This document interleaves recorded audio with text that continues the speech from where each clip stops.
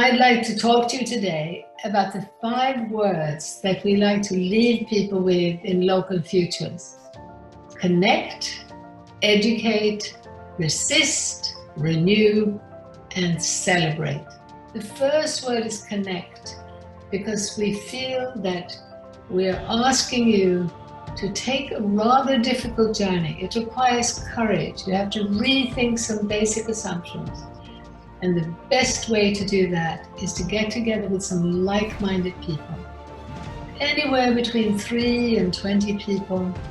For right now, you may have to do that online, but hopefully in the future, you'll be able to meet together and you'll be able to share also the burden.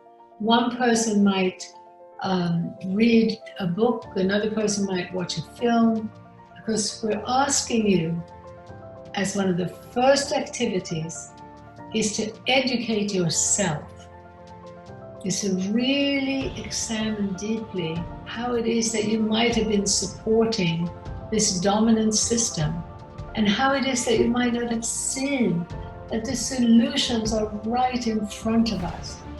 The journey of education, it will take a little bit of time, not a lot of time.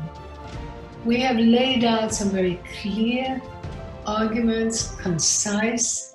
We also have a lot of resources to back it up. For you to take this journey where you re-examine not only today's global economic system, but a little bit about its history, to understand that it started in slavery, to understand that it is actually an unnatural journey. It's not reflecting innate human greed. It's not reflecting who we are. It's actually something that started by force. This is one of the many assumptions that we want you to be really re-examining. Very important part of the action that we want you to take is to then reach out to educate others. And ideally as a group, gives you more confidence. It also enables you to do much more. And consider as action education, big picture activism. In that process, don't be afraid to both say no and be clear about what we want to resist as well as what we want to renew. We essentially need people to come together all around the world in one giant no to a monocultural system that is everywhere rejecting diversity. Diversity in biological spheres and in the human sphere. This means that this system is anti-life.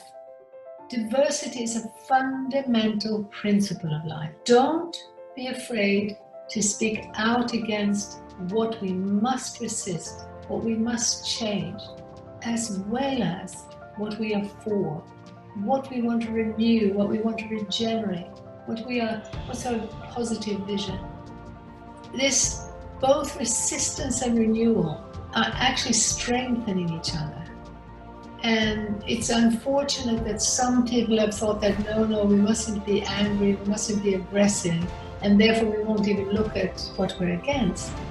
We passionately believe that anger and aggression harms us, weakens us. Anger and aggression also tend to breed more anger and aggression. So this is not about an angry no. It's not about a violent no. And it's not about demonizing any particular individuals, any particular businesses, any particular government, or any particular groups of people. But it is clarity about the system that's dividing us from one another and from the earth. And equally, it's about clarity and more information about the amazing number of local initiatives, community initiatives around the world that are demonstrating remarkable vision, perseverance, kindness, and compassion. And the final word is celebrate. Among other things, you can celebrate all those wonderful good news stories, once you're really informed about them, once you've changed your lenses so you see them. And remember too that it's vitally important that we practice, in a sense, what might be called a spiritual approach, because it's about going deeper inside. It's about moving away from the left chattering mind, which can get us into so much trouble if we dwell there. We need that analytic part of our mind, particularly to dissect and digest and analyze this current system. But we also need it every time we act, every time we walk, every time we do something. The left brain is extremely useful. But for peace of mind, for tranquility, for joy, we turn that off and we allow this other side of the brain to come more to the fore. We can breathe deeply. This is something we can also do as a group, as part of group meetings. And it's something that for many people is so much easier in nature. So that deep spiritual connection to nature is a source of joy, is a source of celebration, and it's universal. A lot of traditional people live that way. So many spiritual teachings don't emphasize that so much, because these spiritual teachings came about when it was a given that people lived deeply connected to the plants, to the animals, to the life around them.